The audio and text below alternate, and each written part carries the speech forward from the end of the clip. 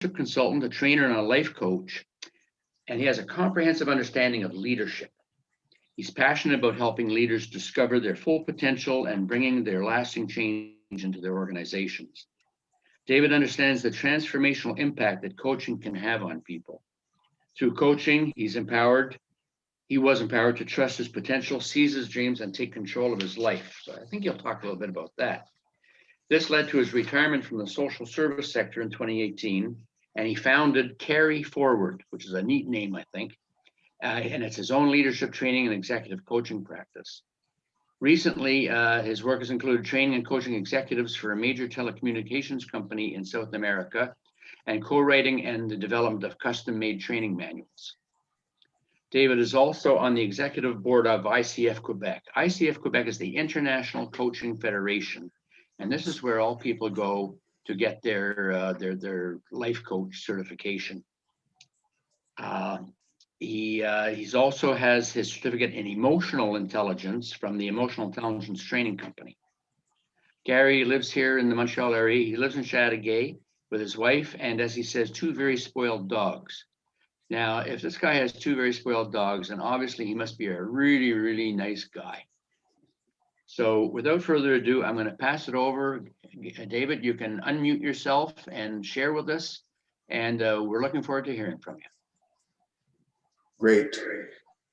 Thank you very much, and it's a pleasure to be here. Can you hear me? Yes. Good. All right. And real pleasure. Thank you to Glenn Shepard for inviting me. One thing that my bio didn't mention is that I was an active Rotarian for years and past president of the Sudbury Rotary Club and Paul Harris Fellow. And so I believe in Rotary and have always wanted and kept my involvement with Rotary. So it's something I'm considering actually in the future as well. But it is just great to be a part of this Rotary meeting, to be a part of that. Now I'm going to just share my screen and we can get started with the presentation. When you see my screen, just kind of give me the thumbs up and that will let me know that we're ready to go. So here we go.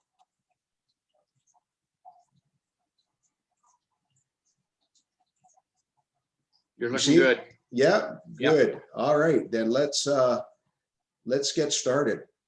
So thank you, Jim, for that introduction that lets you know a little bit about me and what I'm doing. And today, really, I want to talk to you about emotional intelligence and how important it is to business and business leaders. And so that's really what we're going to try and focus on today. It's a little bit interactive. I'm going to invite some of your participation at one point, but let's just take a little, really, I want to talk and center in on leadership and why emotional intelligence is really crucial to leadership in today's world. And so we're going to kind of unwrap that a little bit. Just a little cartoon that I found that I really kind of like, and you can look at it. So, you know, here's the wife sending her husband off to work and just basically, yeah, don't worry so much about the job interview. You'll be fine. Just pretend, okay, that you're likable and competent. Now, what happens, and I guess one of the reasons that I like this cartoon and I present this cartoon in this workshop is because sometimes, you know, there's this phenomenon that happens, especially with very, very successful people. It's called imposter syndrome. And very often we go into our roles in our jobs and kind of in the back of our mind, we've got this nagging doubt, like when are people actually going to come to reality and recognize that I'm not as good as they think I am. And very often when we get put into leadership positions, especially if we get raised up to leadership positions within the context of our own organizations and company, we go into that sometimes with some of that emotional baggage and some of those thoughts, okay, those doubts. And sometimes we do feel like we're just pretending that we're likable and competent. And so emotional intelligence is one of those tools that really helps us to come to grips, first of all, with who we are and our place within an organization. And we're going to unwrap that. right now. So here's just kind of an emotional intelligence definition for you. It is the capacity to use the information that is furnished by our emotions in a manner that is appropriate to our daily challenges. I love this image that I put up here on the screen, which is the heart holding hands with our brain. Sometimes, and when I was actually growing up, my first exposure to leadership, I was kind of told that, leadership or emotions and work don't go together. They don't mix. It's like oil and water. You have to leave your emotions at home, and you come to work. You're not working from an emotional level. But over the years, and a lot of research and a lot of pain, people have discovered that just doesn't happen. When we go to work, our emotions become a really important part of the way we face our day and how we present ourselves in the course of our day and of our work. And so, what emotional intelligence is about, it isn't about turning off our emotions. It isn't about, it's about acknowledging our emotions, acknowledging how we feel, but it's giving ourselves the power to understand that emotions and how we respond to an emotional moment is a matter of choice. And so our heart, yeah, we own our emotions, but we also understand that we have a choice over how we express those emotions. And so we can express them either positively or negatively. And it really does come down to a matter of choice. Once again, just to say that in the past, it really has been the consideration of leadership that we don't bring emotions into the workplace. But as this whole idea, and this has been around, about 17 years, this focus on emotional intelligence, and it's taken center stage. In fact, Tom Peters, the author of In Search of Excellence, he said, look, success in business today is 15% technology and 85%, emotional intelligence. So how we present ourselves, in our work and in our work relationships, that counts for 85% of our success. So here's just a little question for you to consider. So how would you define emotional intelligence? And how important do you think emotional intelligence is to organizational leadership? Now, a few moments ago, we actually used the chat. Now, I'm just, or you know what? Why don't some of you just unmute your mic and just tell me what you think. How important do you think emotional intelligence is to organizational leadership? Just a couple of people. We don't have time for many, but maybe one or two can just kind of tell me how they feel. I think it's super important because you got to control yourself when you go into a meeting, as an example, so that you can direct it properly. And frankly, you've got to be careful. You got to watch your emotions. You got to, as they say, cover your ass a little bit and make sure that you're not offending people and that you're not putting yourself in any kind of danger. It's if you're looking for results, there's some manipulation involved also in dealing in a group and getting people on board. Thanks, Jim. Who else can just very briefly? What do you think in terms of the importance of emotional intelligence in organizational leadership? I think it's extremely important, especially as a leader, because that's going to help you deal with your team members.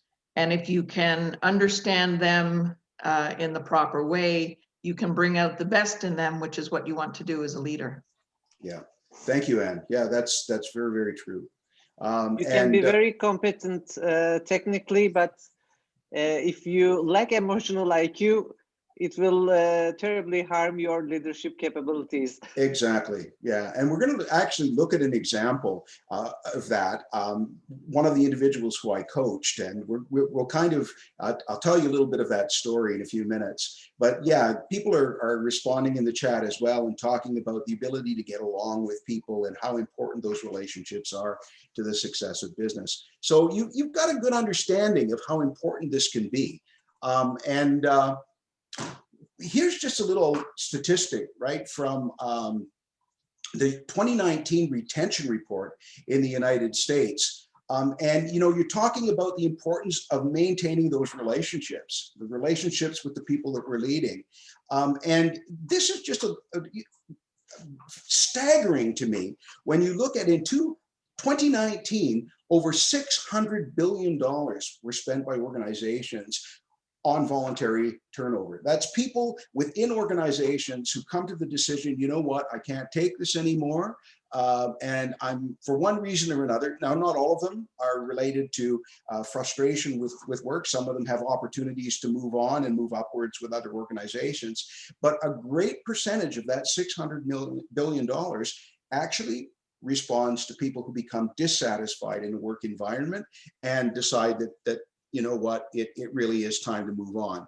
And so, we're not just looking at the emotional impact of unemotionally intelligent leaders. We are also looking at a direct cost-related factor that comes into play if we're not looking after ourselves and looking after people. I want you to take again, and this is just a couple of, invite you to kind of participate in this. I want to talk about your best boss. So just think back in your life when you were starting out your career and you had a supervisor. We're gonna kind of go beyond the worst boss here. We've got enough problems thinking about COVID and all of those things right now. So we're gonna concentrate on the best boss. But just what did your best boss, think about that. Tell me what your best boss did and why, in your mind, that person was your best boss. Just a couple of people. My best boss would kick my butt. Okay. When he saw something that I did wrong. Okay. Now, what you want to explain that a little bit? Well, it's not necessarily on big stuff, and very much like my experience here in the Rotary Club. I'll use that as an example because it's even better, because this is what good bosses do. Whenever I've been a member for 4 years, and anytime I make a little misstep or I do something that is either inappropriate or stupid, I have a coterie of people in the club that are not afraid to step up and come to me after and say, Jim, that was really dumb. But they say it really, really nicely. They say, like, Okay. we noticed, but they let you know, and so and that's how you learn to be a better person and a better leader. Now, Jim, I just want to respond a little bit to that because I think that's a really interesting perspective.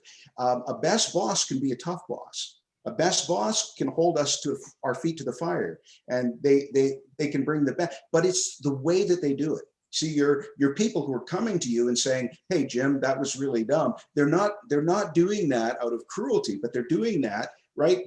You're saying with fairness. So Most Jim, of them, yeah. yeah. So just when someone comes to you and points out, you could have done something better, but they do it in a proper way, how does that make you feel, Jim?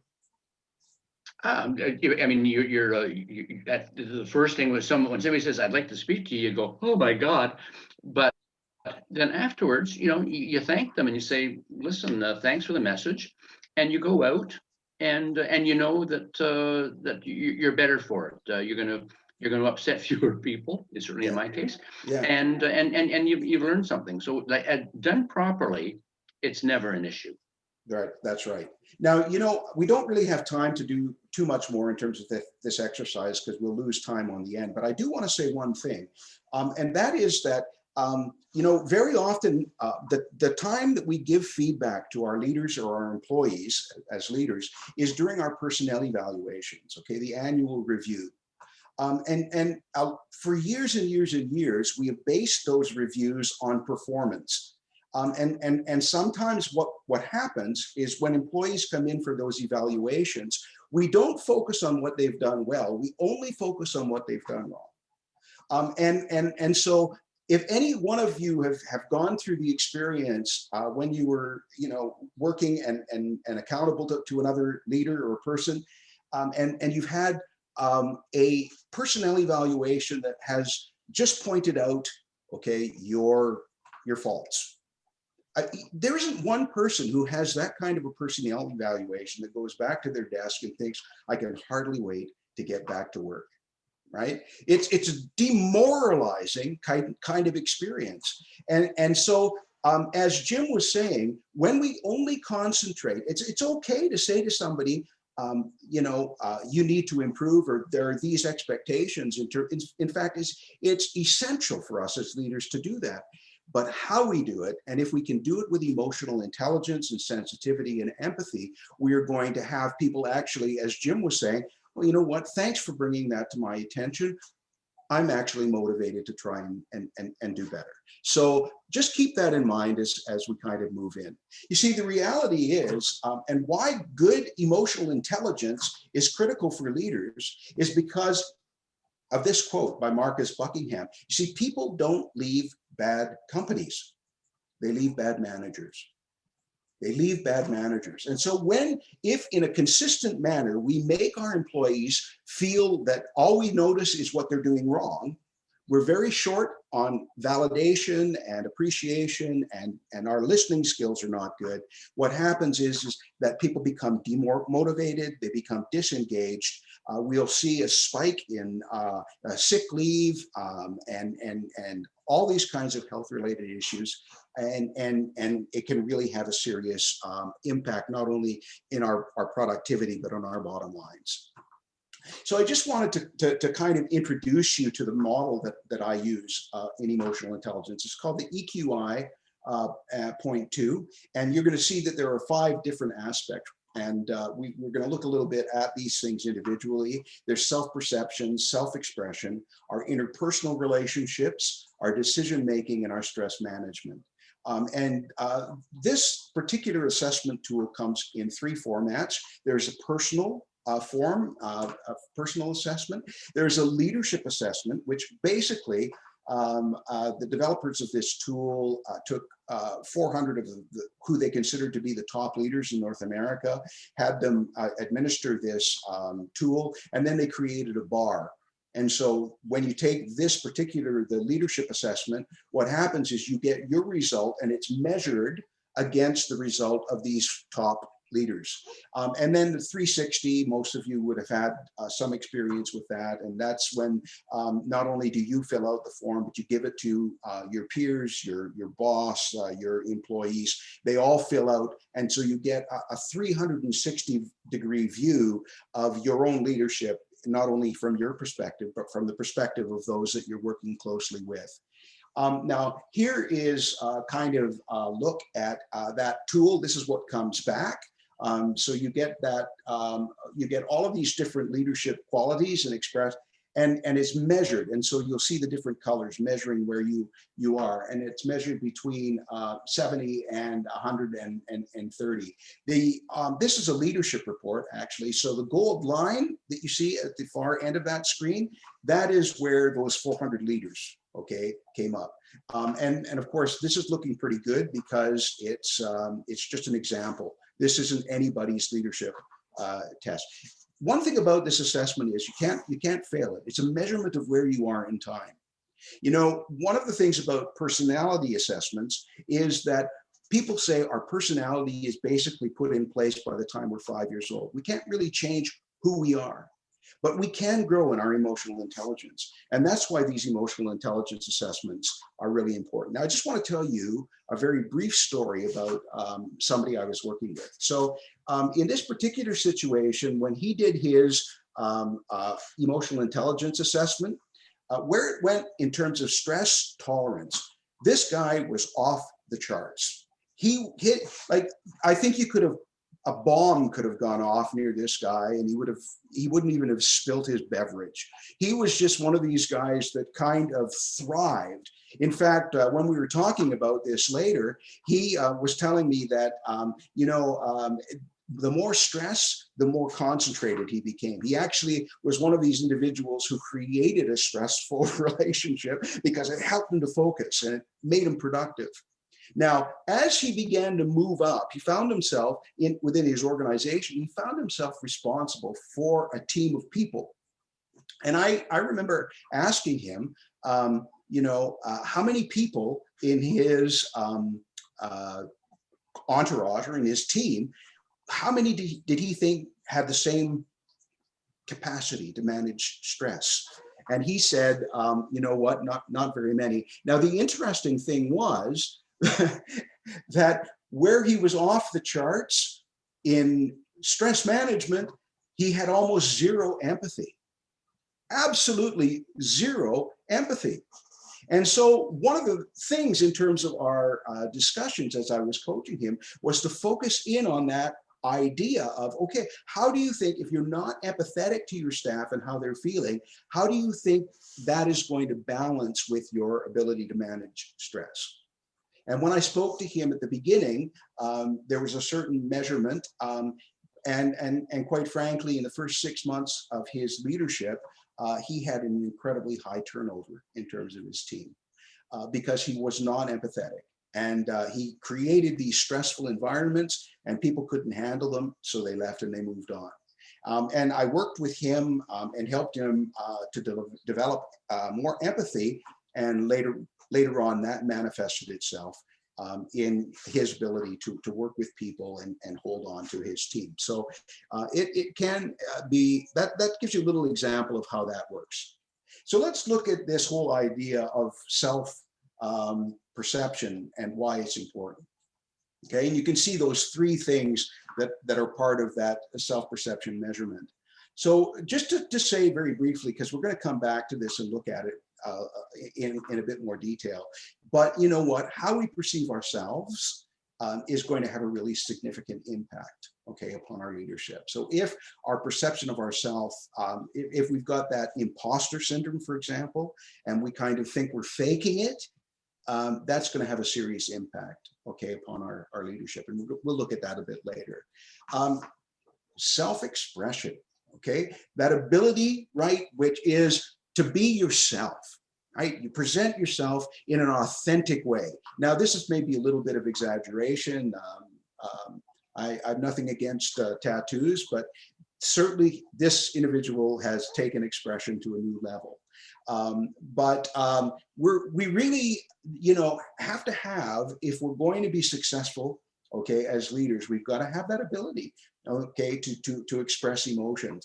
Dealing with one of those leaders in Guyana, for example, in South America, again, one of his objectives as he set out for his coaching experience was he wanted to be seen as being very human, okay, in terms of his leadership.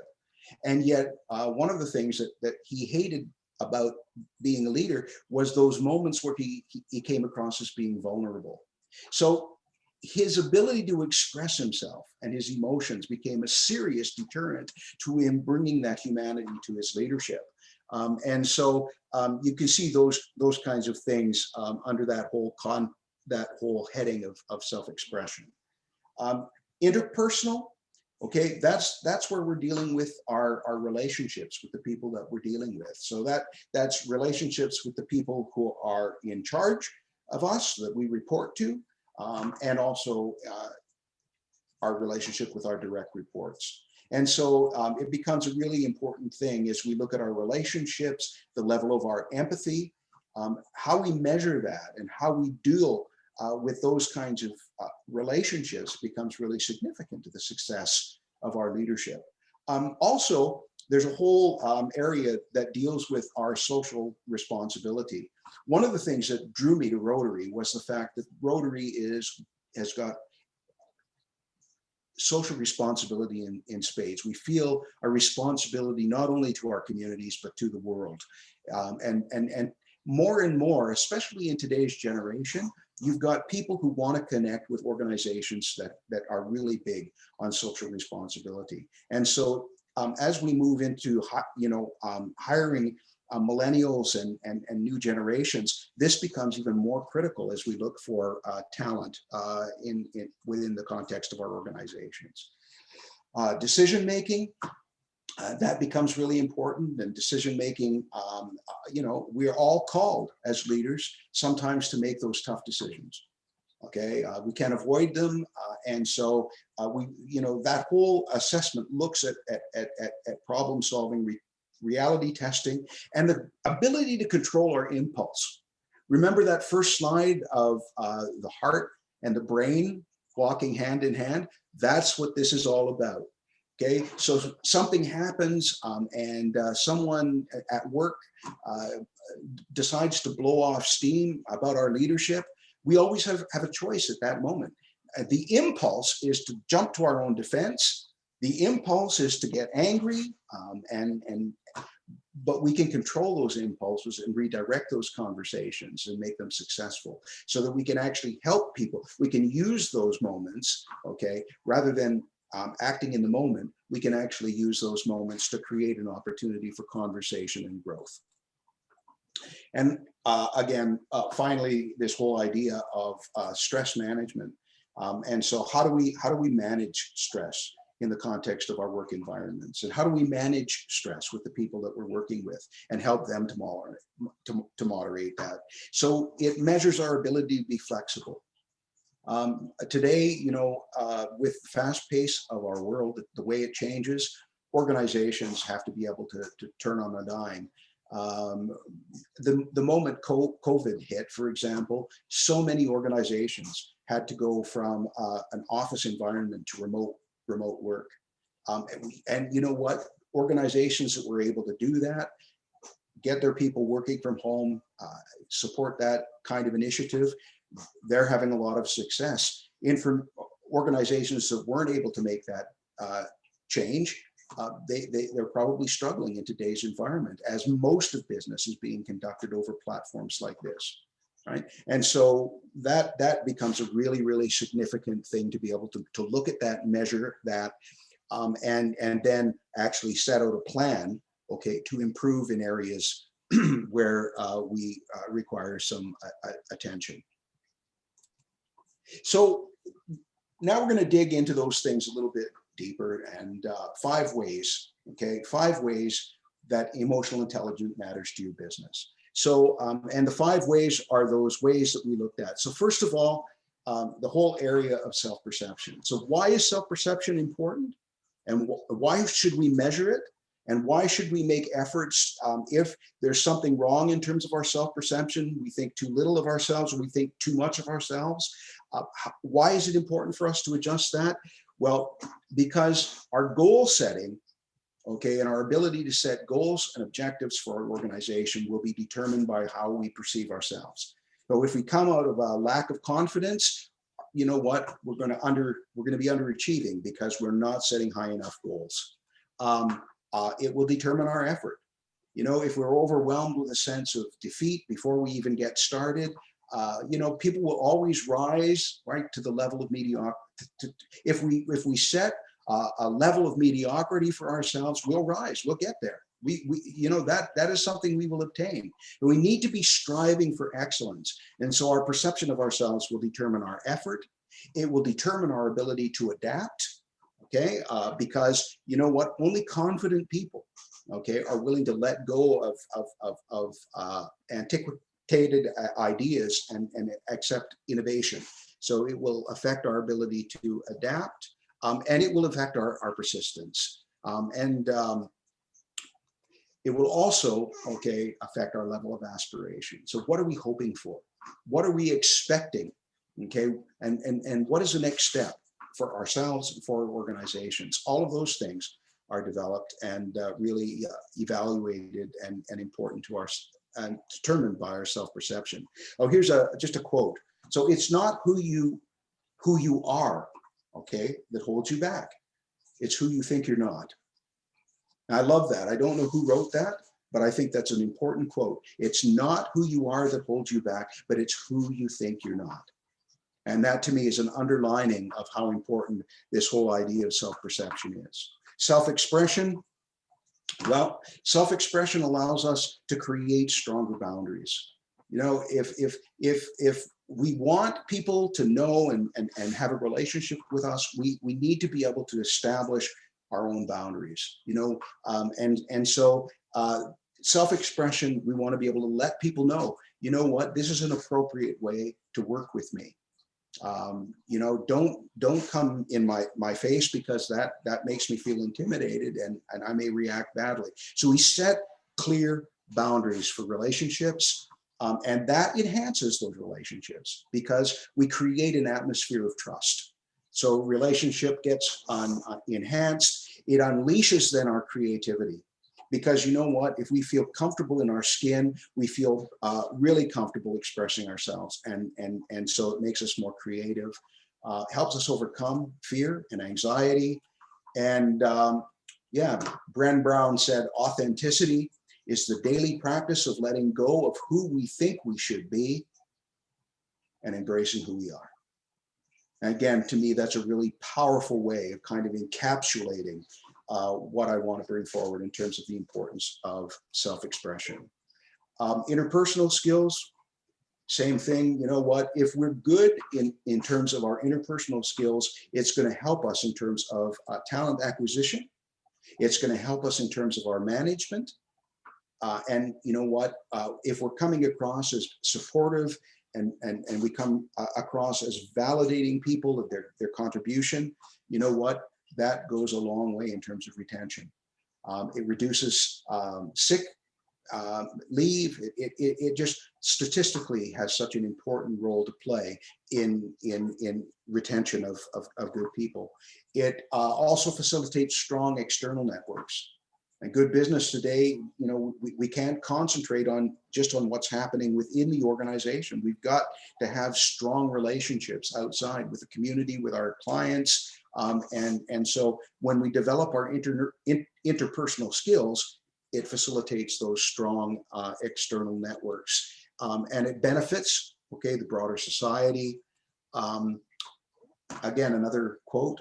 I love quotes, and so I want to leave you kind of with these quotes that kind of bring all of these ideas together. The glue that holds all relationships together, including the relationship between the leader and the led, is trust.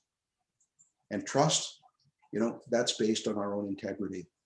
And so those interpersonal skills are critical to the success of our organization.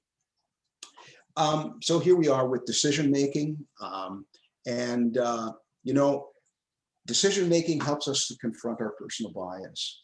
Sometimes we're just not even conscious of the fact that we have them. We grow up in our society, places certain boundaries within us and certain ideas within us, and so we really have to learn to confront those personal biases.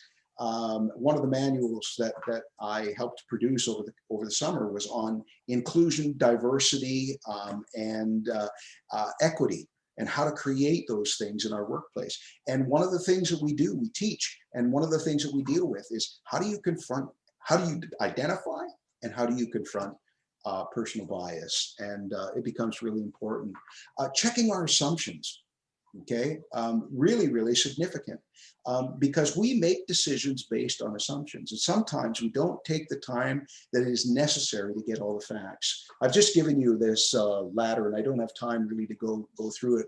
But if you have time to look at this later, if you haven't seen it before, the Ladder of Inference by Peter Senge, it really is a great tool for helping you look at the assumptions that you're making. And you can just see as you move up that ladder. So I experience and I observe the world around me. And from what I observe, I select data. Okay. From that data, I add meaning. Now, and then I make assumptions, I draw conclusions, I adopt beliefs, and I take action based upon my beliefs. When I do training, I look at something in the room, somebody perhaps who has a coffee cup, okay? Especially if we come back from the break, I'll take a look at that coffee cup and I'll go through this model with the people I'm training. So I say, okay, what am I observing? I'm observing a coffee cup on the table.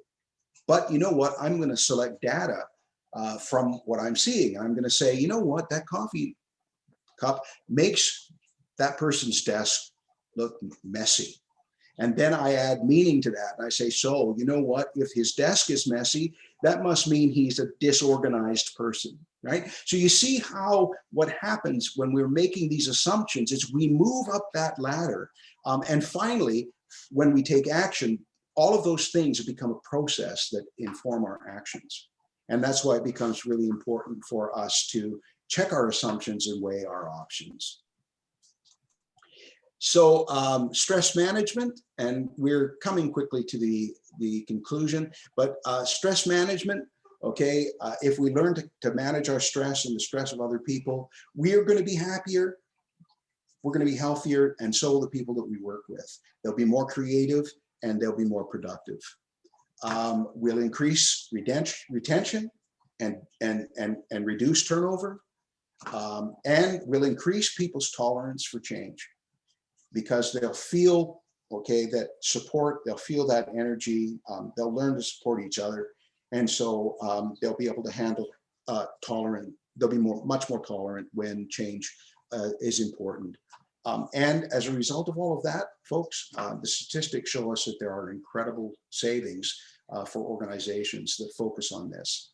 And as I showed you earlier in that slide, that represents, just in the US in 2019, over $600 billion that organizations spent on voluntary turnover. So we're looking at a real big chunk of change. You see, stress is not what happens to us. Stress is our response to what happens to us. And again, going back to that picture of the hand or the heart and the brain, response, okay, our response to stress is something that we can choose. So I bring this to a conclusion really with this final quote from Warren Bennis, and he says, emotional intelligence, more than any other factor, more than IQ or expertise, that counts for 85% to 90% of our success at work. IQ is a threshold competence. You need it, but it doesn't make you a star. But emotional intelligence can. I want to thank you for your attention, and I hope this was an interesting presentation for you. And I think if we have time, I'd be more than happy to respond to any of your questions. Thank you, David. We're going to open it up to the floor, either via the chat box, or if you want to unmute yourself and come in and butt in, we're happy to invite questions. As a reminder, anybody who's on the phone, it's *6 to unmute yourself.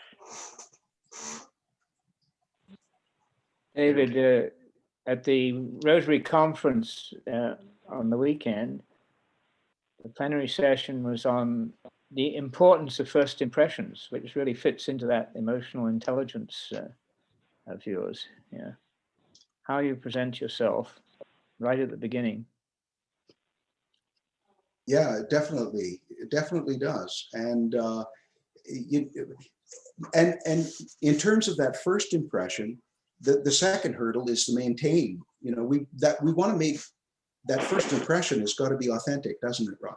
It's got to be authentic, because over a period of time, if there isn't any consistency to what we've presented, then people will very quickly come to think of us as being false, and we'll lose whatever ground we gained, right, with that first impression. Thank you for that observation.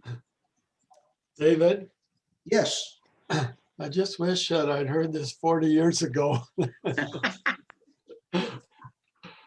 Oh, very good. Thank you. You know what, Tom, because relationships don't end ever, this stuff is always important. I had one person in Guyana who did their emotional intelligence, and they said, you know what, this is not only going to change how I deal with my employees, this is going to change how I deal with my wife.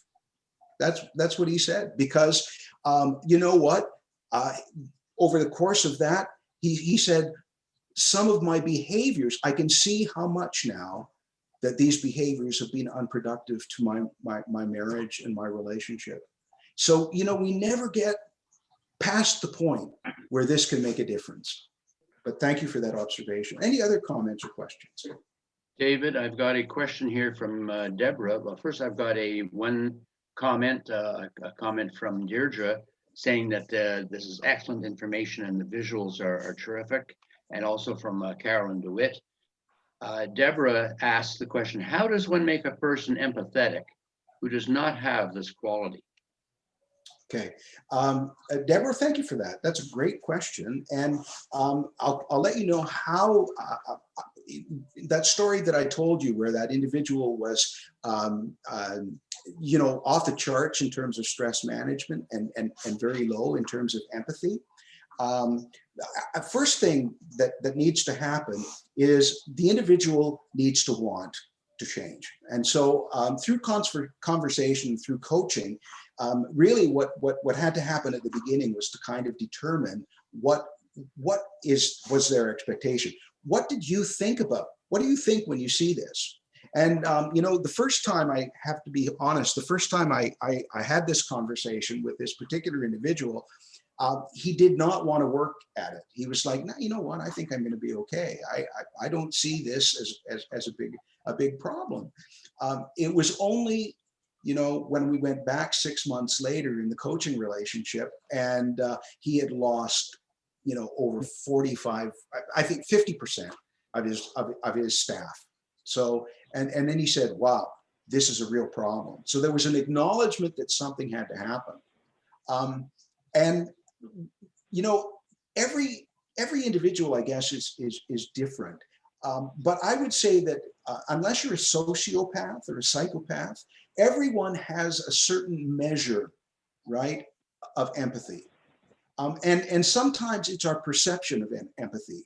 In this particular case, this individual's, through coaching, I discovered that he related empathy to weakness. You know, and he didn't like appearing vulnerable, right? And so, you know what, rather than just basing the discussion on empathy, we started talking about vulnerability. And we dug into, okay, why do you see this as weakness? Why do you feel that vulnerability will threaten your authority? And we had an opportunity to look at that and talk about that. And he was able, you know, he had one of those, what we call in coaching, aha moment. It was like, oh my goodness, I never really thought about that my impressions or my ideas about vulnerability are what really contributing to this whole idea of why I'm not empathetic. And so then with him, I was able to say, okay, the key question is, what steps do you think that you need to take, okay, to be more empathetic? And so what he did is he put a program in place. And he said, you know, when I'm confronted with this, I'm going to do this. And for the first, I'd say 3 months, every day he had to look, because it takes a while for habit, right, to form. So at the beginning, it was all about, okay, I've got to think about this. He was conscious of his incompetence, and he made a conscious effort to act differently. But as he did that over a period of 3 months, he moved from conscious incompetence to unconscious competence. And finally, he got to the place where he was unconsciously competent in terms of, he was never the most sensitive person, I've got to be honest, but he went up, okay, significantly in his ability to be empathetic and relate to people. Does that answer your question? Yes, he must have also had a good IQ. That's all I can say about that. He must have had both, because empathy, some people confuse empathy with sympathy as well. Yes. And so to be able to finally understand that, he must have had a good IQ as well as eventually getting the EQ portion of it. Yeah. And he's certainly an intelligent, like he was a second he was the just under the executive, the CEO of a large communications company. So I mean, he didn't get there without having, you know, some smarts. But a lot of times, again, it's overcoming those unconscious bias. You know, he had an unconscious bias against vulnerability. Okay, and so once he came to understand the fact that actually vulnerability made him strong, all of a sudden it became, well, I want to do this, you know, and so it increased and reinforced his desire to become more empathetic. Thank you. Yeah. One no last problem. question here, I think, Gary, from Larry Thompson up in Deep River area. You've been a member of Rotary and are keen on it. What is your biggest advice for Rotary? For Rotary, my biggest advice to Rotary is, to keep that focus. Rotary, and the reason that Rotary is such an appealing organization for me is because you've got a focus on the world, and the things that Rotary International has put in place, I think, has made Rotary one of the most fantastic and trustworthy organizations that the world has. You've got the Rotary Foundation, you've got your elimination. When I started Rotary, when I was 25 years of age, they were just launching their Let's Eradicate Polio program. And you know what? Rotarians have stuck with it. And you look today and at how far you've come. So, there's got to be that perseverance. There's got to be an adaptability to change and to the modern world. We've got to learn to attract new members in different ways, but we should never leave those ideals of community service, service really above self, and the four-way test is a great way of guiding. And so the other thing is, if you're Rotarians, I really suggest that, if you haven't done it, make Rotary your charity as well. Like, give to the Rotary Foundation. That the Rotary Foundation, when I was president, absolutely blown away to understand that none of the principal is ever spent. It's always the interest. So, when you give money to that foundation, every dollar of that money, goes to Rotary projects around the world. And to me, that makes, just underlines how important and significant an organization Rotary is. So I say stay the course. Okay. Stay the course. There's a follow-up to this from Sarah Chase. What advice do you have dealing with Rotarians who lack emotional intelligence? There's one to open you up. Yeah, you know what? The side to this is we have a member who will not accept any criticism. You shoot them? No. You know what? Sorry, Sarah. What I would say, Sarah, sometimes, again, the only person that can take steps towards emotional intelligence is the person themselves. So if a person is absolutely to a point where they will not accept any kind of outside influence, they won't accept any kind of help, all I can say to you is find a way to bell the cat. You can't get rid of the cat, but don't put that cat in a position where that negativity can affect other people. And sometimes that's unfortunately what we do as leaders. Sometimes people get promoted within the context of an organization because they're available, or, but one of the things is that we understand is if you put a bad apple in a pile of good apples, okay, what happens is that all of those apples will be affected by the negativity.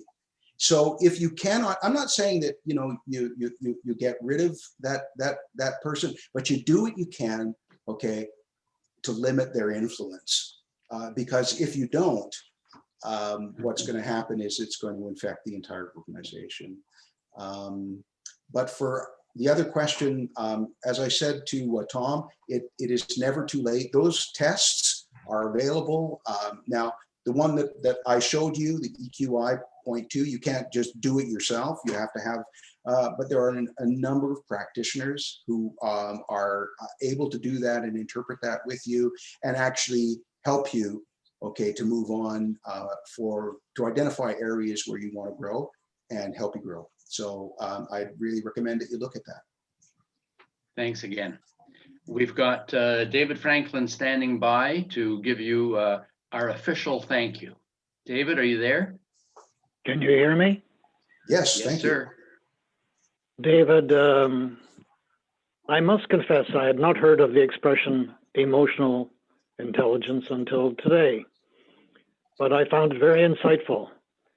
You have analyzed stress management as a set of techniques and programs intended to help people deal more effectively with stress, particularly in the work environment, and taking positive actions to minimize their effects. Now, on Tuesday, hopefully these two leaders, and you know who I mean, were listening to your presentation. But at least we were listening, and hopefully we have benefit from your insight in dealing with these very stressful times. It's not only in the work environment. This virus has affected personal relationships, our relationship with our workers, our fellow, our friends, because it sets up a great deal of frustration in our daily lives.